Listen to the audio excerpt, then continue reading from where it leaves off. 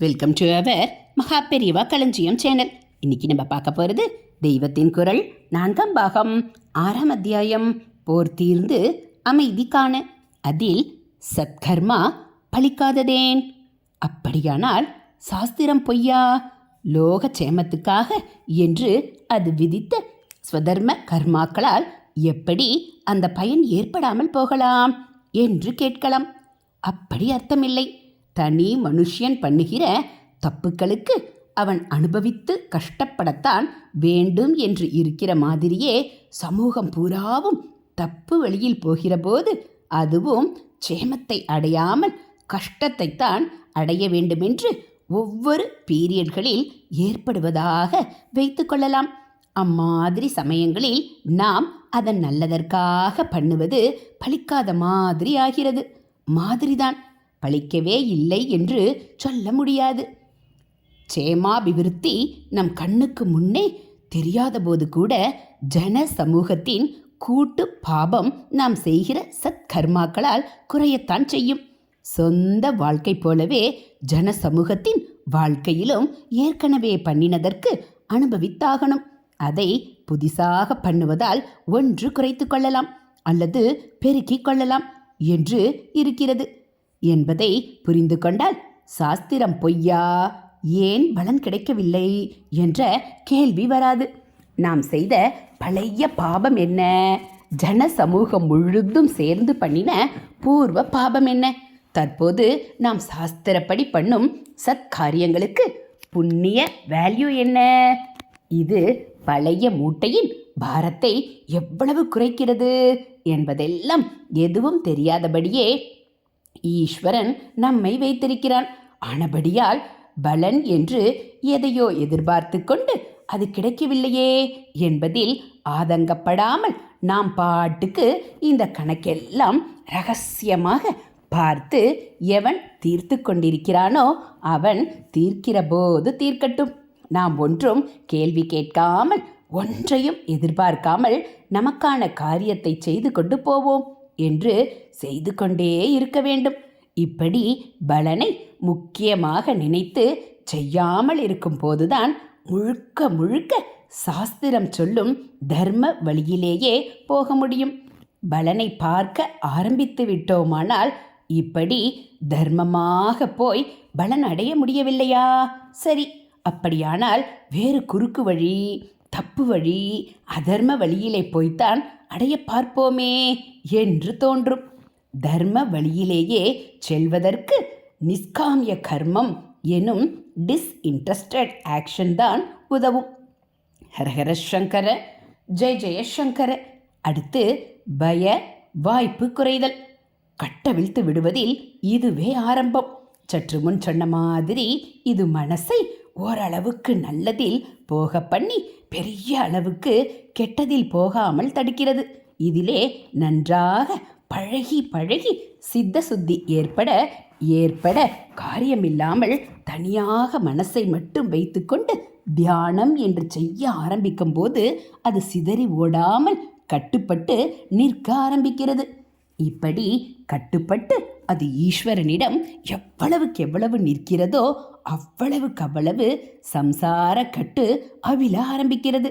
அப்புறம்தான் மனஸ் என்பதாக ஆத்மாவை குறுக்கி கட்டுப்படுத்தும் கட்டே ஈஸ்வரானுகிரகத்தினால் அவிழ்ந்து கர்மா செய்வதற்கு ஒரு தனி ஜீவன் என்பதே இல்லாமலாகி, எனவே சம்சார கட்டை அடியோடு அறுத்துக்கொண்டு அத்விதீயமான ஆத்மாவாக ஜீவன் தன்னை அறிந்து அதிலேயே நிலைப்பதான முக்தி கிட்டுகிறது. பயத்துக்கு காரணமான துவைதம் போவது அப்போதுதான். கர்மா செய்யும் போதும் தியானம் செய்யும் போதும் துவைதம் தவிர்க்கவே முடியாதது. ஆனாலும் மனம் போனபடி நினைப்பதிலும் மனம் போனபடி காரியம் செய்வதிலும் துவைதம் நம்மை பயமுறுத்திய மாதிரி ஈஸ்வரனையோ பரமாத்ம தத்துவத்தையோ நினைப்பதான தியானத்திலும் தர்மமான கர்ம மார்க்கத்திலும் பயமுறுத்துவதில்லை.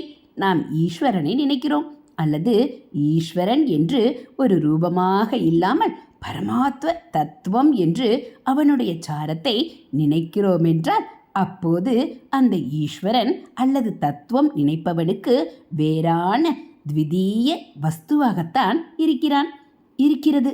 ஆனாலும் மற்ற நினைப்புகளுக்கு லட்சியமாகும் இந்திரிய விஷயங்களைப் போலவோ உலக வஸ்துக்களைப் போலவோ ஈஸ்வரன் அல்லது ஈஸ்வர தத்துவம் நம்மை குழியில் தள்ளிவிடக்கூடும் என்ற பயத்துக்கு இடமே இல்லை.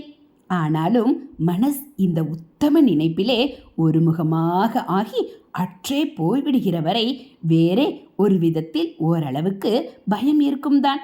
ஈஸ்வரனுமே வெளியிலே வேறு வஸ்துவாய் இருக்கிற வரையில் என்ன மாயம் செய்வானோ? மகா பெரிய பக்தர்களுக்கும் பிடிபடாமல் அவ்வப்போது ஓடிப்போய் மறைந்து கொண்டு கதற கதற விட்டு வேடிக்கை பார்க்கவனாயிற்றே.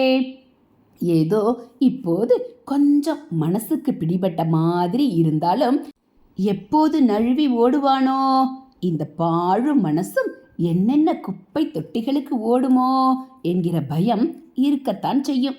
எந்த விதமான பயமானாலும் பயம்தானே. ஆதலினால் மனஸ் உள்ள துவைத நிலையில் எத்தனை உச்சிக்கு போனாலும் அது பரிபூரண அபய நிலையாய் இருக்க முடியாது.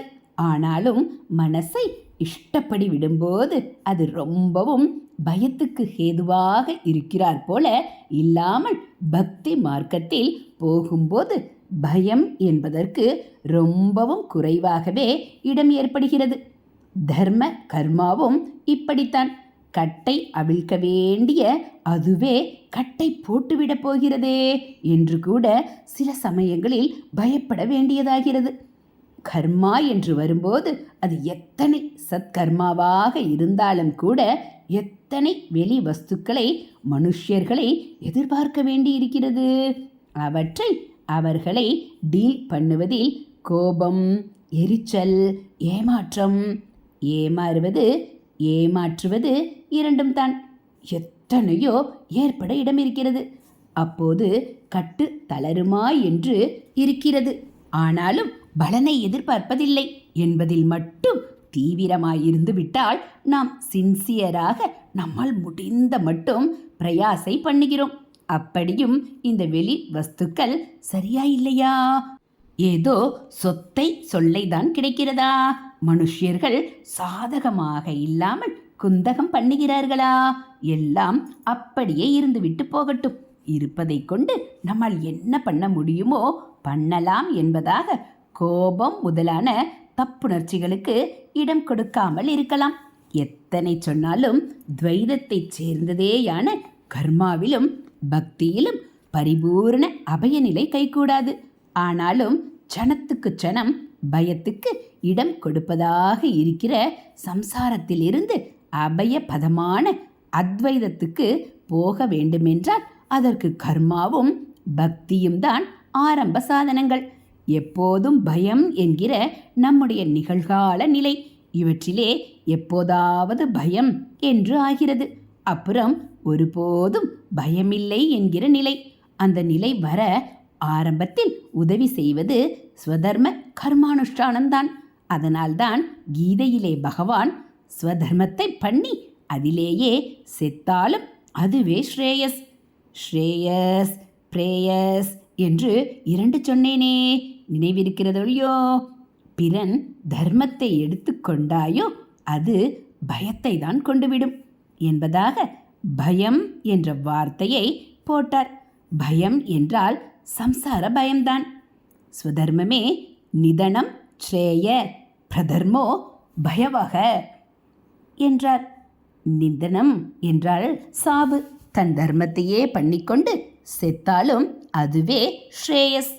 ஹரஹர சங்கர, ஜெய ஜெய சங்கர, மகா பெரிவாச்சரணம். இதுபோல் தெய்வத்தின் குரல் பகுதிகளை நீங்கள் தினந்தோறும் கேட்கணும் அப்படின்னா மறக்காமல் நம்ம சேனலை சப்ஸ்கிரைப் பண்ணுங்கள். கூடவே பெல் ஐக்கானை கிளிக் பண்ணி ஆளுங்கிற பட்டனையும் அழுத்திடுங்க. நம்ம சேனலில் வரக்கூடிய தெய்வத்தின் குரல் பகுதிகள், ஆன்மீக கதைகள், மகாபெரிவா மகிமை எல்லாம் உங்களுக்கு பிடிச்சிருந்தா ஒரு லைக்கும் கமெண்ட்டும் கொடுத்து உங்களுக்கு தெரிஞ்சவங்களுக்கும் ஷேர் பண்ணுங்கள். தேங்க்யூ.